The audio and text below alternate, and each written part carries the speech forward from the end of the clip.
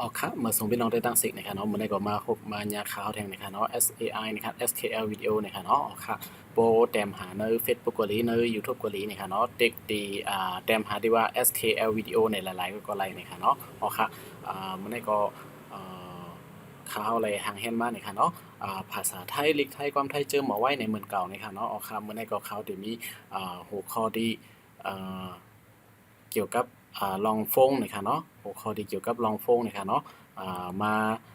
ลัดนี้พี่น้องเขานะครับเนาะเอาข่าวมาสับแรงนี้นะครับเนาะ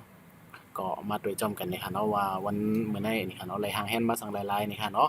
วันว่าที่เป็นพรดีตอนตาน้องๆเจอคือเลเพนภาษาไทยอยู่นะครับเนาะสังเกตว่ามีที่ผิดเปิงจังหือนี่ก็คอมเมนต์มาเตอคลิปไลน์นะครับเนาะคือฮู้จังหือนี่ก็คอมเมนต์มาเตอคลิปไลน์อยู่นะครับเนาะโอเคเลอเซ YouTube ในอำกานะครับเนาะมีบ้านหรือ Facebook Fanpage นะครับเนาะก็ได้มีลิกไทยความไทยเจอหมอไว้นะครับเนาะดีนะครับเนาะลิกไทยความไทยเจอหมอไว้ในเหมือนกันนะครับเนาะมันก็เด็กหาที่ว่า SKL วิดีโอในก็ไลน์นะครับเนาะโอเคอันนี้ก็ฝากอย่าลืมติดตาม Subscribe กันอีกนึงนะครับเนาะโอเคโอเคก็มาด้วยกันนะครับเนาะโอเคเมื่อไหร่ก็ดีกว่าไว้อีกนึงนะครับเนาะก็หนังหือปวดเดคลิปมันเต็มยาวนะครับเนาะกำบรัดนำอาลาก็คลิปมันเตะยาวนะครับเนาะโอเคในก็จะมีเกี่ยวกับลองโฟงนะครับเนาะเกี่ยวกับลองโฟงเกี่ยวกับโทรศัพท์นะครับเนาะ about phone นะครับเนาะabout phone นี่ก็จะเป็นเกี่ยวกับโทรศัพท์นะครับเนาะ about phone นะครับเนาะเกี่ยวนะครับเนาะอันนี้ก็ไก่แล้วก็จะเป็นสระเอียนะครับเนาะแล้วก็ว่าแพทตั้งหลังนะครับเนาะจะเป็นเกี่ยวนะครับเนาะแล้วก็ไม่เอกเกี่ยวนะครับเนาะอันนี้ครับเนาะอันนี้ตั้งหมดในก็จะอ่านว่าเกี่ยวกับนะครับเนาะเกี่ยวโรยเนี่ยความใต้ก็เตะเข้ามาเกี่ยวเลยจอมนะครับเนาะเกี่ยวกับเลยลองในนี่ก็เตะเข้ามาเกี่ยวกับนะครับเนาะแล้วก็อันนี้จะเป็นโทรศัพท์นะครับเนาะโทรศัพท์ในอันนี้มันจะเป็นสระโอนะครับเนาะอันนี้เป็นสระโอนะครับเนาะแล้วก็จะมีรอเรือนี่ค่ะเนาะรอเรือให้สระโอนี่มันได้เป็นโรนี่ค่ะเนาะก็จะเอาท่อทหารมาใส่ไว้ในกลางมันนี่ค่ะเนาะได้เป็นโทรนี่ค่ะเนาะโทรนี่ค่ะเนาะอันนี้เป็นว่าโทรนี่ค่ะเนาะก็กับเขาอ่านเขาก็ติอ่านว่าโทรศัพท์นี่ค่ะเนาะโทรศัพท์นี่ค่ะเนาะโทรศัพท์นี่ค่ะเนาะอันนี้เป็นซอสาราเนี่ยค่ะเนาะเป็นออกเสียงซ่าเนี่ยค่ะเนาะซอสาราเนี่ยค่ะเนาะแล้วก็เอาผ้าแพทย์ไว้เนี่ยค่ะเนาะอันนี้ค่ะเนาะซับเนี่ยค่ะเนาะมันจะป้าแพทย์ให้ผ้าแพทย์ในเสียงมันก็เปนกันเนี่ยค่ะเนาะมันจะเป็นอันนี้เขาที่เอาผ้าเนี่ยค่ะเนาะเสียงพ่อเนี่ยค่ะเนาะมาแพทย์ไว้ที่ไหนเนี่ยค่ะเนาะก็ซับเนี่ยค่ะเนาะแล้วก็เดี๋ยวมีท่อทหารแล้วก็ไม่กระดังหลังมันจังไหนเนี่ยค่ะเนาะอันนี้ก็เขายำรัดนี้ในคลิปที่อันป่นมาอย่างเนี่ยค่ะเนาะสังเสริมเพิ่มเลยด้วยนี่ก็เข้ากับด้วยคลิปอันเก่าไล่นี่ค่ะเนาะที่ในกติรัดเป็นแทงกำนึงเนี่ยค่ะเนาะเพราะว่ามีตัวตั้งหลังจังไหนมีไม่กระดังเหนือมันจังไหนค่ะนะมันเตรียมไรอ่านออกเสียงป้าเสียงทอทหารในค่ะเนาะอำลุออกเสียงมันสิอิดในค่ะเนาะออกถึงมกนายก็ในค่ะเนาะซาผ้าแพทในก็ในค่ะเนาะก็บ่มีไม่กระดันในอำตองอำดับโลออกป้าเสียงในค่ะเนาะอ๋อค่ะอันนี้ก็จะเป็นเกี่ยวกับโทรศัพท์ในค่ะเนาะอันนี้ก็ข่าวที่แต้มไว้ปันลิกได้ป้าในค่ะเนาะเกี่ยวกับในค่ะเนาะโทรในค่ะเนาะอันนั้นก็โทรนี่ก็ได้ไรในค่ะเนาะโทรศัพท์นะระศัพท์นะครับเนาะโทรศัพท์นะครับเนาะอันนี้ก็จะเป็นเกี่ยวเลยลองฟงนะครับเนาะอ๋อครับมันได้มีสั่งละลายนะครับมาด้วยกันนะครับเนาะแล้วก็คำว่าดีในนะครับเนาะดีในก็จะมีว่าแฮนด์โฟนนะครับเนาะแฮนด์ก็เป็นมือค่ะเนาะโฟนก็เป็นโฟนมือโฟนนะครับเนาะแฮนด์โฟนนะครับเป็นมือถือเนี่ยค่ะเนาะความไทยมันเดี๋ยวห้องว่ามือถือเนี่ยค่ะเนาะมออือมอมือเนี่ยค่ะเนาะอันนี้ก็จะเป็นมือถือเนี่ยค่ะเนาะมันเดอันนี้จะเป็นตึกจะเป็นตึกต่างเป็นว่าแพทนั่นค่ะเนาะมันจะเป็นตัวเด่นเนี่ยค่ะเนาะมันเป็นสระเนี่ยค่ะเนาะอันเป็นสระอีดังเหนือแหอ้ออ่างเลยเนี่ยค่ะเนาะมันจะเป็นสระเนี่ยค่ะเนาะเพราะว่าเป็นมอมือเนี่ยค่ะเนาะมอแล้วก็สระเนี่ยค่ะเนาะมันจะเป็นมอมือเนี่ยค่ะเนาะถือเนี่ยก็จะเป็นอันนี้เป็นทอถุงนะครับเนาะทอนะครับมันจะท่อนะครับจะเป็นเสียงท่านะครับเนาะทอถุงนะครับเนาะก็ทอถือนะครับเนาะมันจะเป็นทอแล้วก็อันนี้เป็นสระนี่ครับเนาะอันเป็นอันนี้ครับเนาะอันนี้สระแหออ่างในมันได้ป้องกันสองตัวเป็นสระก็ทอทอถือเนี่ยครับเนาะมันเป็นทอบ้าเสียงจำนานนะครับเนาะอันนี้เป็นมันเป็นมอมาบ้าเสียงจำนานนะครับเนาะมอมือแล้วก็ทอถือเนี่ยครับเนาะจะเป็นมือถือเนี่ยครับเนาะ เอาค่ะอันนี้ก็แต้มไว้เป็นป้ามือถือนะคะเนาะมือถือเนี่ยก็บอกว่าโฟนจับตัวนะคะเนาะโฟนจับตัวนะคะเนาะยันเปิดว่าเปลี่ยนตีอันเอามือยิบกว่าตั้งหลายก็ไล่จังนั้นค่ะเนาะแฮนด์โฟนนะคะเนาะติดมือกับจอมตั้งหลายก็ไล่นะคะเนาะอันนี้มันติมาแปลกเปลี่ยนกันที่ว่าว่าเป็นมือว่าเป็นฟงหลายๆเนี่ยว่าเป็นฟงโทรศัพท์ในเขาในห้องนะคะเนาะเอาคำมาว่าแถวนึงนะคะเนาะเพราะว่าแฮนด์โฟนเนี่ยโฟนมือถือนี่นั่นค่ะเนาะมันจะเป็นฟงซับตัวนะคะเนาะพงจับตัวนะครับเวลาอังกฤษเนี่ยมันได้แตกออกมาแทงเป็นหลายกัมอยู่นะครับเนาะแต่มีแฮนด์โฟนอันนั้นก็โมบายโฟนโมบายนี่ก็จะเป็นโฟนที่ออกมาใหม่เป็นดิจิตอลเป็นโฟนที่อันออกมาใหม่หลังปี9,0001990 2,000บอกในของเป็นห้องโมบายโฟนทั้งหมดนะครับเนาะแล้วก็หลังๆในว่าเป็นเครื่องโฟนที่มันขึ้นกลับมาอีกนึงเขาก็ได้ห้องว่าสมาร์ทโฟนนะครับเนาะสมาร์ทเนี่ยเป็นลองลักแหลมนะครับเนาะฉลาดนะครับเนาะดีเครื่องมันฮู้กูจะกูลองที่เฮาใครเฮ็ดนั่นนะครับเนาะมันได้เป็นสมาร์ทนะครับเนาะสมาร์ทโฟนนะครับเนาะมันได้ทันสมัยนี่ขึ้นกับขึ้นปานนะครับเนาะสมาร์ทนะครับเนาะดีออกมันหลีขึ้นนั่นครับเนาะดีโฟนที่มีฟังก์ชันมันเยอะๆนะครับเนาะฟังก์ชันมันเยอะๆนะครับเนาะมันนำๆนะครับเนาะเอาค่ะอันนี้ก็สมาร์ทโฟนโมบายโฟนอันนั้นก็แฮนด์โฟนใช่ไหมครับเนาะก็เป็นโฟนจับตัวนะครับเนาะโฟนมือถือเหมือนกันหมดนะครับเนาะเอาค่ะว่าเป็นโทรศัพท์นี่นะครับเนาะโทรศัพท์นี่ก็เกี่ยวกับโฟนเนี่ยมันเดป้าหมดนะครับเนาะก็กะโทรศัพท์ในห้องไลกูเมลนะครับเนาะก็กะเดป้าโฟนดีเฮิร์นซะหน่อยครับเนาะโฟนอันต่อสายที่เฮิรนนะครับเนาะอันจับตัวเอากว้างเหล่มไรนะครับเนาะฟงเปิดเฮิรนนั่นนะครับเนาะอันนั้นเป็นในห้องว่าโทรศัพท์นะครับเนาะแล้วก็ฟงในหลายๆนะครับเนาะเอาค่ะพวกเป็นฟงมือถือนี่ก็มันจะเป็นแฮนด์โฟนสมาร์ทโฟนโมบายโฟนเช่นนั้นค่ะเนาะเอาค่ะอันนี้มาดีในนี่ก็จะมีชาร์จิงเคเบิลนะครับเนาะชาร์จิงเคเบิลนี่ก็จะเป็นสายชาร์จนะครับเนาะสายชาร์จนะครับเนาะที่ห้องว่าสายชาร์จนะครับเนาะซ่าปอดไก่ขึ้นสายนะครับเนาะอันนี้เป็นชอช่างนะครับเป็นชานะครับเนาะชอช่างนะครับเนาะชอช่างก็เป็นออกเสียงชาบอสแล้วก็ซาแพทนะครับเนาะว่าเป็นตัว G ว่าเป็นตัว G โดยในภาษาอังกฤษนะครับเนาะตัว G เนี่ยเขาได้เป็นตัวจอจานนะครับเนาะจอจานนะครับเนาะเป็นตัว G นะครับเนาะย้อนไปว่าว่าเดนซับแรงนี่ป้าข้าวยำเขาเอาลิกเอาภาษาไทยนะครับเนาะเต็มเอาลิกอังกฤษให้มาเต็มออกเปลี่ยนเป็นภาษาไทยนี่ค่ะเนาะเขาได้แต้มออกจอบเหมือนหนังโตมันจังไหนนี่ค่ะเนาะเหมือนลิกใต้เฮาค่ะนะครับเหมือนจังลิกใต้เฮาค่ะชาตินี่นั่นชาตินะครับเนาะบอสตาแพทจำได้ชาตินะครับเนาะออกเสียงว่าชาตินะครับเนาะคุยกับภาษาไทยเนี่ยเขาได้แต้มจอมได้ง่ายๆเหมือนจังไหนครับเนาะพวกพี่น้องเขาฮู้ว่าได้แต้มออกเสียงอังกฤษจังซี่นะครับเนาะชาตินี่นะคะเนาะได้เป็น CHA ชานี่ค่ะเนาะนะครับเนาะมันได้มี CHA ชานี่ค่ะเนาะมันได้ป้าที่ไหนนี่ค่ะเนาะตัว R เนี่ยเขาอ่านออกป้าเสียงนะครับเนาะ R เนี่ยจะเป็นระนะครับเนาะมันได้ใส่เอารอรือมาแทนตัว R นะครับเนาะแล้วก็ใส่กระดานตั้งหรือนั่นอย่าให้มันมีเสียงนะครับเนาะตัว R เนี่ยค่ะนะตัว R เนี่ยจะเป็นระที่ไหนครับเนาะแล้วก็ตัว G นะครับเนาะตัว G เนี่ยจะเป็นจอจานนะครับเนาะอันนี้ก็จะเป็นชาเนี่ยชออาชาเนี่ยครับนะจะเป็น CHA นะครับเนาะแล้วก็R เป็นรอเรือไม่กรันนะครับเนาะตัว G เนี่ยก็เป็นอันจอจานนะครับเนาะชัดนะครับเนาะออกเสียงชัดนะครับเนาะพอขาตัด ing ตั้งหลังออกกว่านะครับเนาะมันจะเป็นชาติในครับเนาะก็เขาดีชาแล้วก็จะมีรอเรือกรันแล้วก็จอจานนะครับเนาะออกค่ะอันนี้ก็ซาอัปปอดไก่ขึ้นสายนะครับเนาะสายชาตินะครับเนาะสายชาติโทรศัพท์นะครับเนาะเพราะว่าเขาค่ะสายชาร์จมือถือสายชาร์จโทรศัพท์จังนะครับสายชาร์จเป็นสายชาร์จโน้ตบุ๊กว่าเกี่ยวกับดีซ่องไฟนั่นค่ะเนาะที่เป็นสายซ่องไฟนี่ค่ะเนาะ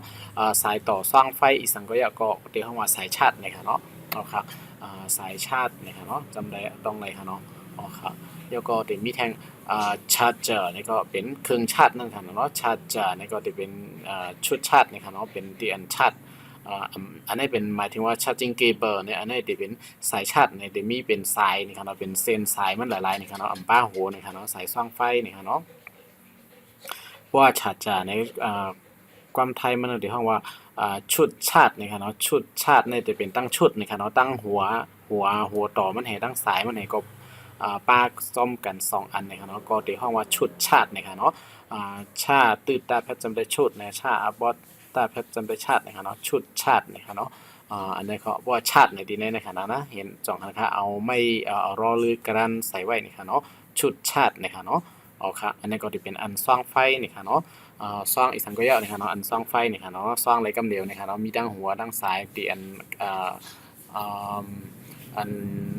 ถอดขาดกันไรก็มีอันตีกึกกันไว้ก็มีนะครับเนาะอ๋อค่ะแล้วก็มาแทงนะครับเนาะ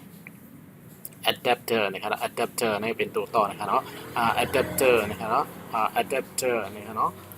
นี่ก็จะเป็นหัวชาตินะครับเนาะหัวชาตินะครับอันนี้หัวพวกหัวในหัวก้นเท่านี้ก็จะเป็นเอาในแต้มนะครับเนาะหัวนะครับเนาะหรือหัวนะครับเนาะหัวก้นจะได้หัวยังก็ยาวนะครับเป็นหัว5ว่าแพทย์หัวนะครับเนาะ5ฮอวอหัวนะครับเนาะหัวที่ออกเสียงว่าหัวนะครับเนาะหัวนะครับเนาะมันจะว่าหูในลายๆนะครับเนาะหัวไม่ได้ออกเสียงวอเสียงว่างนะครับหัวนะครับเนาะออกเสียงว่าปลาดังหลังนะครับเนาะหัวชัดนะครับเนาะอ๋อค่ะอันนี้ก็จะเป็นหัวต่อซ่องไฟนะครับเนาะหัวต่อซ่องไฟก็หัวชัดนะครับเนาะสายชัดนะครับเนาะตั้งหัวชัดตั้งสายชัดบ้องกันก็เป็นชุดชัด จ่องกองขนาดเบี้ยเขาว่าน้องเขาว่าค่ะอันนี้ก็จะมีแบตเตอรี่นะครับเนาะแบตเตอรี่นะครับเนาะแบตเตอรี่ก็ความใต้ได้ก็หมักถ่านนะครับเนาะหมักถ่านมันนะครับเนาะหมักถ่านลืมแต้มปลาลิกไตมันเนี่ยนะครับเนาะดีในนะครับนะจะเป็นแบตเตอรี่นะครับเนาะเขาในห้องที่เปิ่งกันจมความใต้เฮาอีกหนึ่งนะครับเนาะพวกเขาห้องนะครับเนาะเขาในห้องแบตเตอรี่นี่ค่ะเนาะ RY เนี่ยเขาที่ห้องลี่นี่ค่ะเนาะอ๋อค่ะคำห้องว่าแบตเตอรี่นี่ค่ะเนาะแบตเตอรี่นี่ค่ะเนาะปนความเมืองมันมันก็เรียกอังกฤษเขาเป็นในห้องว่าแบตเตอรี่นี่ค่ะเนาะแบตเตอรี่นี่ค่ะเนาะกุยกะไทยเขาห้องแบตเตอรี่นี่ค่ะเนาะ TER ในเขาที่ห้องเดอร์นี่ค่ะเนาะดอเดอร์นี่ค่ะเนาะแบตเตอร์นี่ค่ะเนาะ BAT แบตนี่ค่ะเนาะ DER เดอร์นี่ค่ะเนาะ RY รี่นี่ค่ะเนาะแบตเตอรี่นี่ค่ะเนาะอ๋อค่ะอันนี้ก็จะเป็นป้านะครับเนาะสระเอเนี่ยเป็นป้าเอดังตาแพทนะครับแบดนะครับเนาะดอเดอนะครับเนาะสระเอดังหน้าให้เรียกก็ตีอ่างดังหลังนี่มันจะเป็นสระนะครับเนาะก็ดอเนี่ยดอเดอนะครับเนาะรออีรีนี่เนาะมาเอกรีนี่ครับเนาะแล้วก็จะเป็นแบตเตอรี่นี่ครับเนาะเป็นว่าหมักถ่านนะครับเนาะแบตเตอรี่หมักถ่านนะครับแล้วก็จะมีpower bank นะครับเนาะ power bank นะครับเนาะ power bank นะครับเนาะ bank นี่ก็power นี่ก็เป็นแห้งนะครับเนาะเป็นแห้งนะครับเนาะ power นี่เป็นแห้งนะครับเนาะ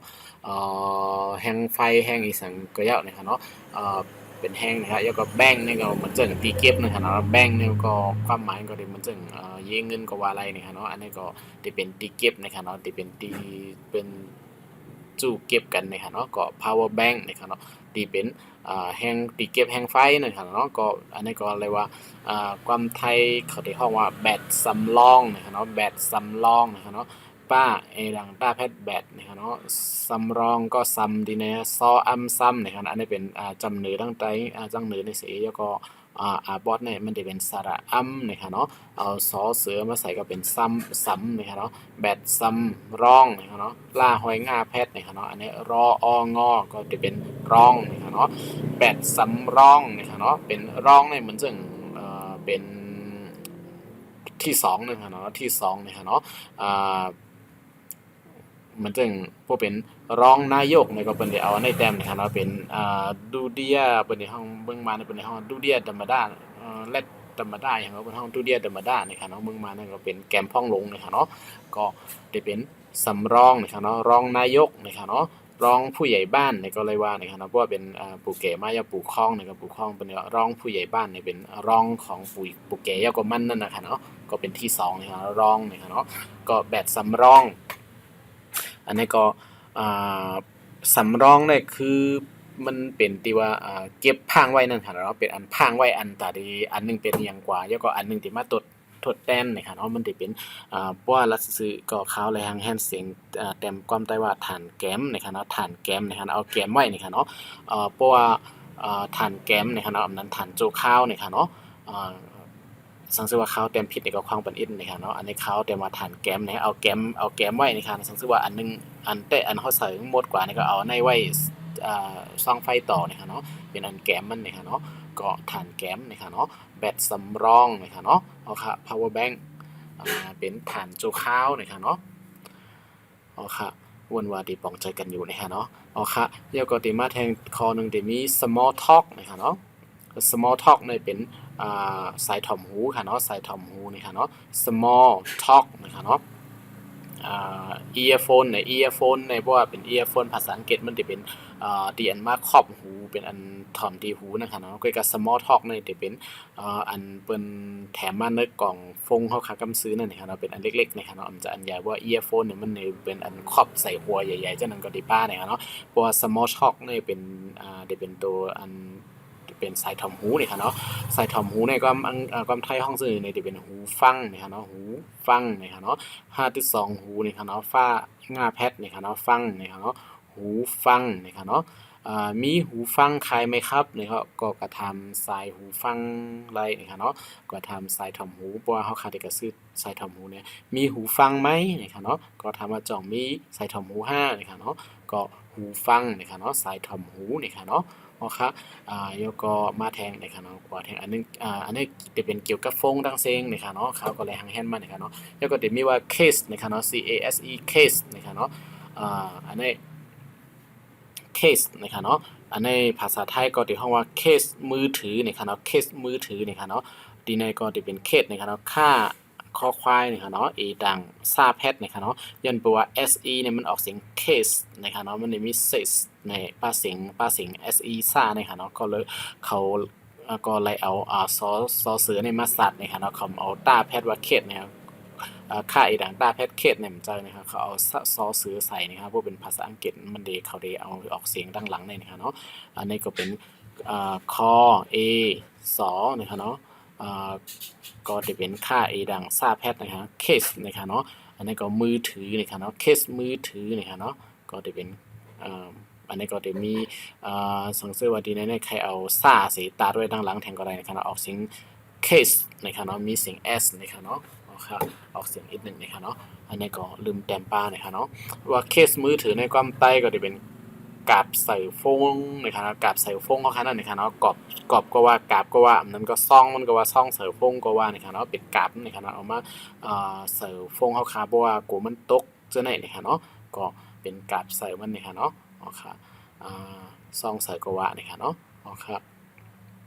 แล้วก็ที่ไหนเนี่ยจะมี screen protector นะครับเนาะ screen protector screen ก็จะเป็นหน้าโฟงนะครับเนาะแล้วก็ protector นี่ก็จะเป็นที่อันป้องกันนะครับเนาะให้ห้ามนะครับเนาะ protector นะครับเนาะที่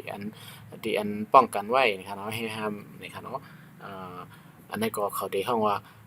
screen protector ก็ภาษาไทยเขาได้ห้องว่าฟิล์มกันรอยนะครับรอยนี่ก็เป็นห้อยนะครับเนาะรอยนี่เป็นห้อยเนี่ยมีรอยเพราะว่ามีรอยเนี่ยก็จะมีห้อยเนี่ยนะมีห้อยเนี่ยกันห้อยกันเนี่ยก็เป็นกันไว้นะครับเนาะฟิล์มกันรอยนะครับเนาะฟิล์มกันรอยนะครับติดฟิล์มกันรอยนี่ก็เรียกว่าติดหมันหน้าโฟงขนาดนี้ครับเนาะฟิล์มดีในครับเนาะฟิล์มผ้าต่างมาแพทนะครับเนาะกุยกาอันนี้รอลิงเนี่ยก็กระรันไว้เนี่ยออกมาเสียงล่าเนี่ยค่ะเนาะที่จริงที่แดงมันก็ได้ออกว่าฟิล์มเนี่ยเหมือน FILM นะครับเนาะ LM ฟิล์มนี่ครับเนาะกุยกะอันนี้เขาได้ออกพวกแต้มเขาได้แต้มปาลอลิงกระรันนี่ครับเนาะกุยกะพวกอ่านเนี่ยอ่านออกป้าเสียงลอลิงพวกมีไมกระรันอ่านเสียงมันนี่ครับเนาะพออีมอนี่ครับเนาะฟิล์มนี่ครับเนาะก้าหน้าแพทกันนี่ครับเนาะฟิล์มกันล่าหอยไก่ขึ้นนี่ค่ะเนาะร้อยนี่ค่ะเนาะฟิล์มกันร้อยนี่ค่ะเนาะก็กันห้อยนาโฟงนั่นค่ะเนาะอันกันหมันโฟงเขาค่ะก็ติดหมันนาโฟงเขาค่ะนั่นนี่ค่ะเนาะก็กันห้อยนาโฟงนี่ค่ะเนาะ screen protector นี่ค่ะเนาะฟิล์มกันร้อยนี่ค่ะเนาะอ๋อค่ะแล้วก็มาแทงอันนึงก็จะเป็นselfie stick นี่ค่ะเนาะ selfie stick นี่ค่ะเนาะก็เป็นเขาที่ห้องไม่ selfie นี่ค่ะเนาะสติ๊กเนี่ยเขาได้ห้องว่าเป็นไม้นี่ค่ะเนาะสติ๊ก stick สติ๊กก็จะเป็นไม้นี่ค่ะเนาะเซลฟี่นี่ก็เขาได้ยืนจับอังกฤษก้อยนี่ค่ะเนาะเขาได้เอามัน เป็นทั้งว่ามวยซาสกะลงนะครับเนาะบนมานเขาห้องนะครับเนาะมันจึงเอาภาษาเปิ้นมาเป็นภาษาเฮานะครับเนาะไปลอกเลียนแบบนะครับก๊อปปี้อังกฤษมานะครับเนาะเลยว่าไม่เซลฟี่นะครับเนาะก็เขาได้ออกเสียง FIE เนี่ยเขาได้ออกเสียงคนไทยมันได้ลองอินนะครับเนาะมันได้ออกเสียงไม่เซลฟี่นะครับเนาะเซลฟี่นะครับเนาะที่จริงอะเซลฟี่สติ๊กฟรีนี่เฉยๆนะครับเนาะเซลฟี่ในละลายนะครับไม่เซลฟี่นะครับเนาะไม่เซลฟี่เซลฟี่สติ๊กนะครับเนาะก็จะเป็นไม่เซลฟี่ก็ไม่ถ่ายแค่พังนะครับเนาะเดี๋ยวเขาเอาโฟงเขากว่าติดใส่ตั้งปลายให้แล้วก็ถ่ายแค่พังนั่นครับเนาะไม่เซลฟี่นี่ครับเนาะเซลฟี่สติ๊กนี่ครับเนาะเอาครับแล้วก็จะมี Bluetooth earphone นี่ครับเนาะหูฟัง Bluetooth นี่ครับเนาะก็จะเป็นสายทอมหู Bluetooth นี่ครับเนาะที่มันเจอต่อสายโหลเสียบหูมันเสียเจอนั่นนะครับเอาต่อ Bluetooth นี่ครับเนาะก็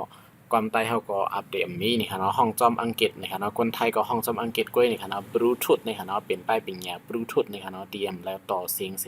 เฮ็ดให้เครื่องอันนั้นก็ส่งไฟล์ส่งแค่พังต่อกันไล่นั่นนี่ค่ะเนาะเป็นป้ายเป็นแง่ Bluetooth นี่ค่ะเนาะก็อันนี้ก็ earphone นี่ก็เป็นหูฟังนี่ค่ะเนาะ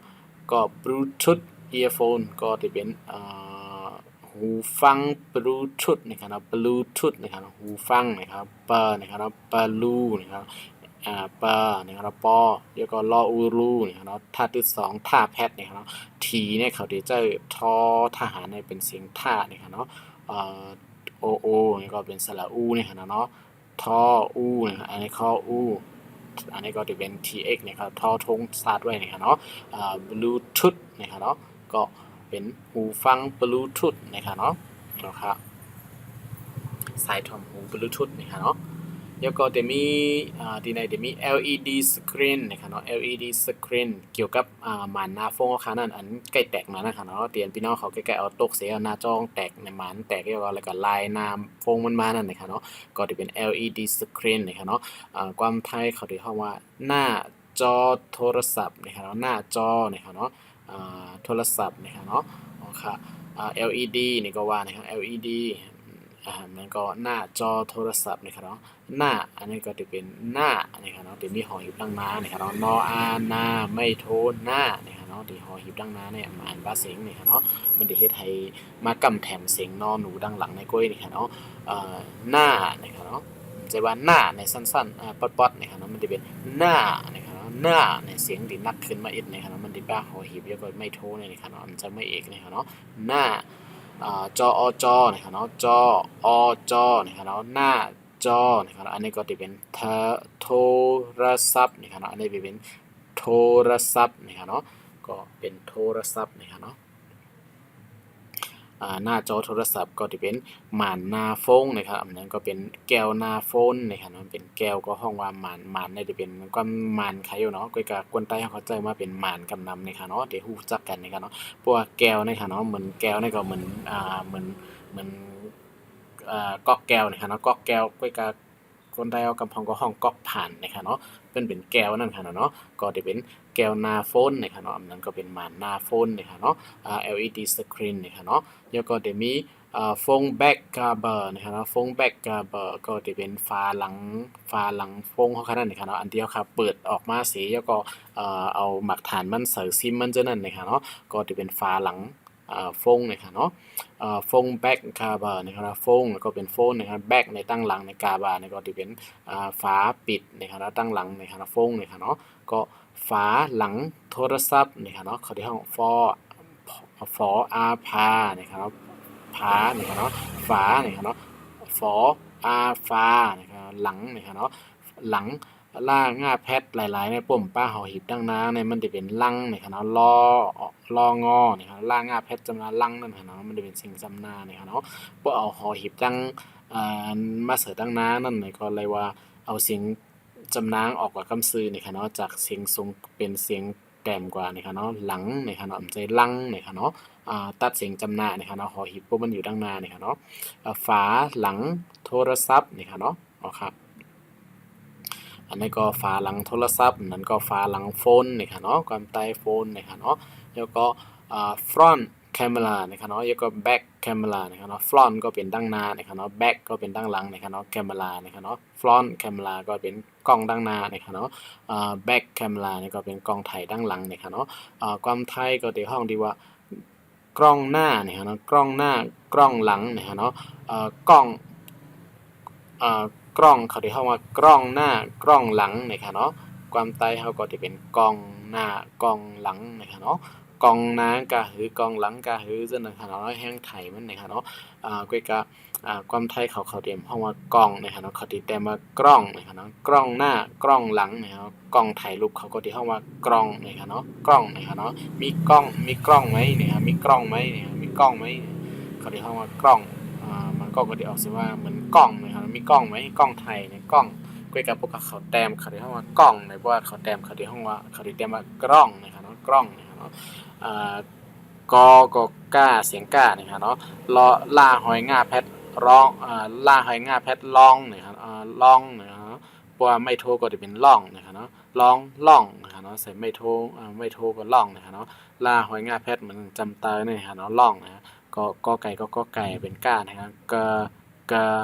ร้องนะฮะกล้อง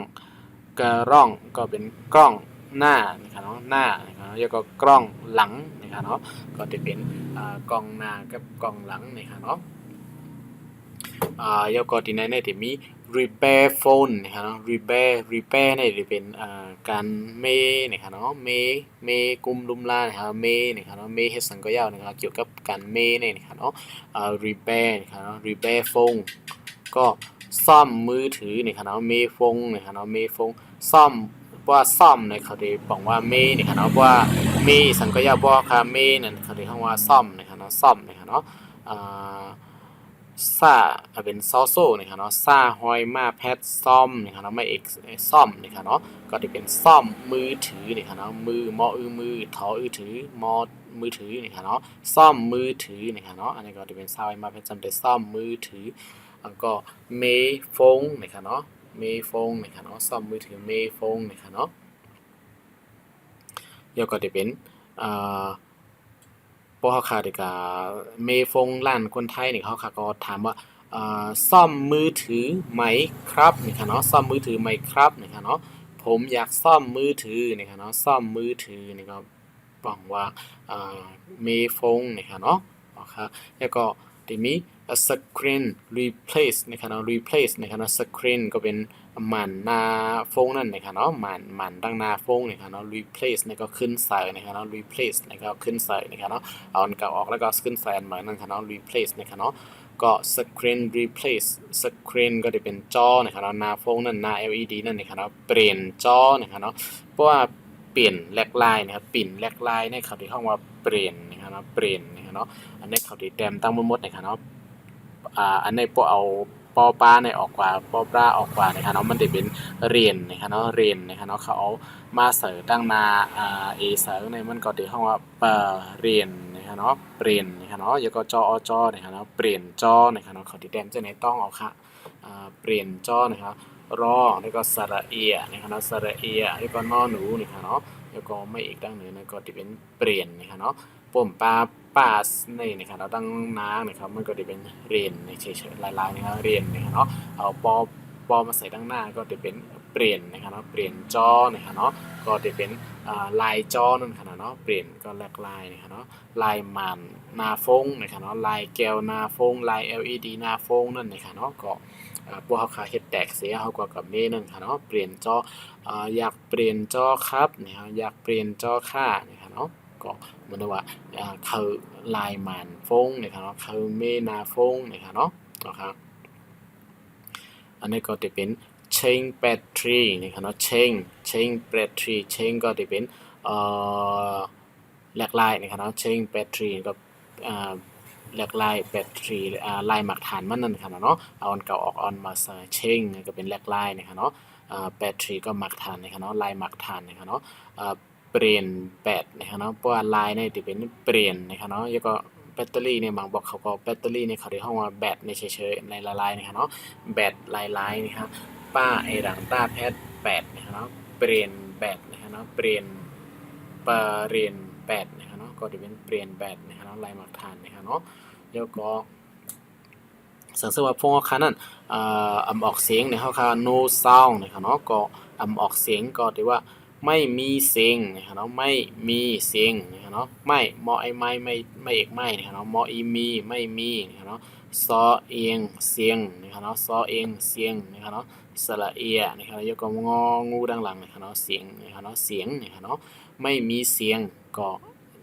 มีเสียงนะครับเนาะมีเสียงนะครับเนาะเสียงออกนะครับเนาะฟงเอาค่าเสียงออกใช่ไหมนะครับเนาะเขาก็บอกก็รัดบนว่าโทรศัพท์ไม่มีเสียงนะครับเนาะเสียงไม่ออกนะครับเนาะเขาก็รัดจังนั้นไล่นะครับเนาะแล้วก็ not charging นะครับเนาะ not charging นะครับเนาะชาร์จไม่เข้านะครับเนาะชาร์จไม่เข้านะครับเนาะชาร์จไม่เข้านะครับเนาะก็จะเป็นชาร์จไม่เข้านะครับเนาะคอเอาเข้าไม่โทรเข้านะครับเนาะก็สร้างไฟเข้านะครับเนาะชาร์จเนี่ยจะเป็นสร้างไฟนะครับเนาะ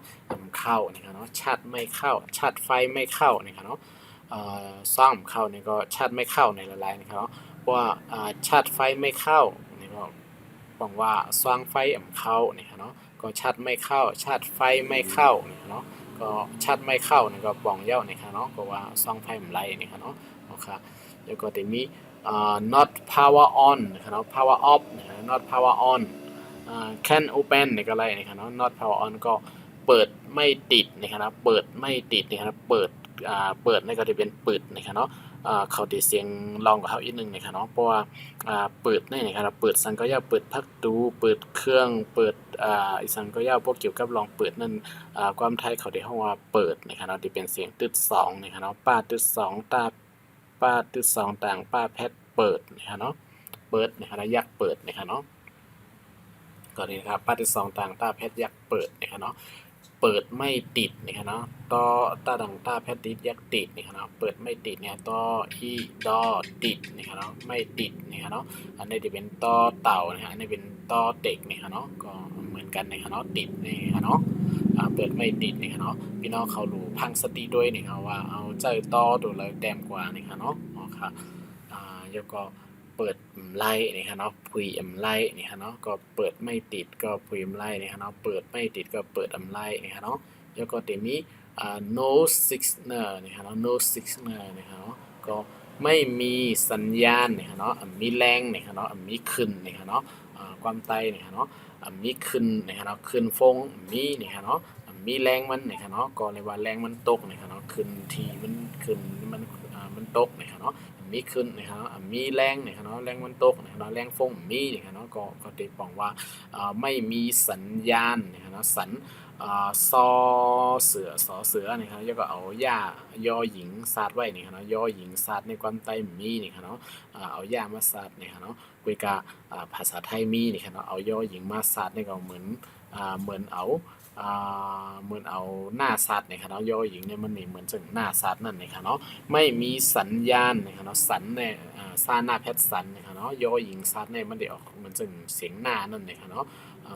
ไม่มีสันนะครับเนาะซาหน้าแพทสันนะครับเนาะมันจึงเอายอหญิงสัตว์ไว้นะครับเนาะออกเสียงหน้านะครับเนาะสันยานะครับเนาะสัญญาณนะครับเนาะย่าอาปอดหน้าแพทนะครับเนาะอันนี้จะเป็นย่อหญิงนะครับเนาะย่าอาปอดนะครับแล้วก็เอานอนเนียนนะครับอันนี้เป็นไซนอนดูครับเนาะจะเป็นนอนเนียนนะครับเนาะย่าอาปอดหน้าแพทนะครับเนาะย่านนะครับเนาะไม่มีสัญญาณนะครับเนาะก็มีแรงฟงนะครับเนาะมีขึ้นนะครับเนาะโทรศัพท์ไม่มีสัญญาณเลยนะครับเนาะไม่มีสัญญาณก็มันจะสัญญาค่ะนะสัญญาเนี่ยจะเป็นลงกินแก่นกันนะครับเนาะสัญญาเนี่ยครับเนาะให้สัญญาเนี่ยครับเนาะสัญญาเนี่ยมันเหมือนลิกโฮมหมายนะครับลิกลงตกลงกันสีลงไว้สีลองๆเนี่ยครับเนาะตามข้อตกลงกันนั้นเป็นสัญญาเนี่ยครับเนาะให้ความมั่นสัญญาเนี่ยครับเนาะสัญญาเนี่ยจะเป็นความมั่นนะครับเนาะตกลงกันไว้นะครับเนาะตามดี